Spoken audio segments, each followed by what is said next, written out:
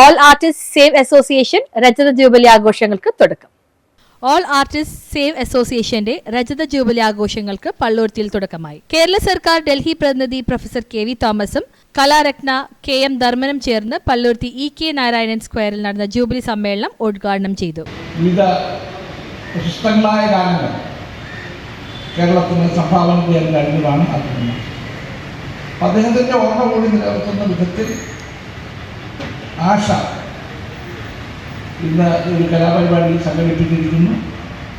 ഇതിൽ വിവിധ പരിപാടികൾ രാവിലെ ആരംഭിച്ച് ഇപ്പോൾ വൈകുന്നേരം അവസാനിക്കുകയാണ്. ഈ പരിപാടിയിൽ പങ്കെടുക്കാൻ കഴിഞ്ഞതിൽ വലിയ സന്തോഷമുണ്ട്. ഇത് സംഘടിപ്പിച്ച കൊച്ചിൻ വർഗീസിനെയും അതുപോലെ സുഹൃത്ത് സാമ്പുവിനെയും മന്ദാലിനെയും പ്രത്യേകം അഭിനന്ദിച്ചുകൊണ്ട് ഈ പരിപാടി ഔപചാരികമായി ഉദ്ഘാടനം ചെയ്യുന്നു. മാർച്ച് 9 മുതൽ ഒരു വർഷം നീളുന്ന വിവിധ പരിപാടികളാണ് ജൂബിലിയോടനുബന്ധിച്ച് സംഘടിപ്പിച്ചിട്ടുള്ളത്. സാഹിത്യകാരൻ MV ബെന്നി രജത ജൂബിലിയുടെ ലോഗോ പ്രകാശനം ചെയ്തു. കൊച്ചി നഗരസഭ വിദ്യാഭ്യാസ സ്ഥിര സമിതി അധ്യക്ഷൻ VS ശ്രീജിത്ത് ജൂബിലി സന്ദേശം നൽകി. John Rebello, Jose Ponnan, Basil Mylanthara, George Kiliyara, Joseph Antony, TP Shajan, Palluruthy Subair, CJ James, Rajeev Palluruthy തുടങ്ങിയവർ പ്രസംഗിച്ചു.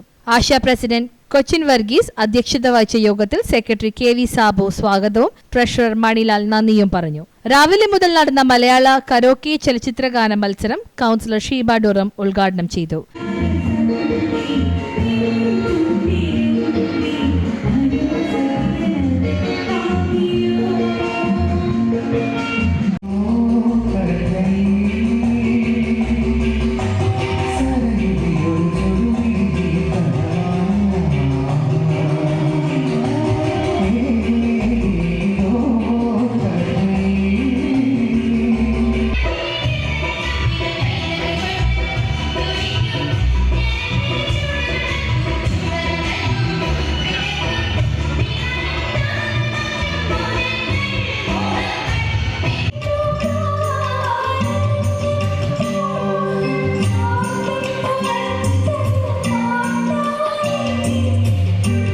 മത്സര വിജയികൾക്ക് സാജൻ പള്ളുരുത്തി സമ്മാനദാനം നിർവഹിച്ചു. കൃഷ്ണപ്രിയ ശ്രീജിത്ത്, അലൻ സ്റ്റീവ് വർഗീസ്, സാദ്യ ഉല്ലാസ് എന്നിവരാണ് 1, 2, 3 സമ്മാനങ്ങൾക്ക് അർഹരായത്.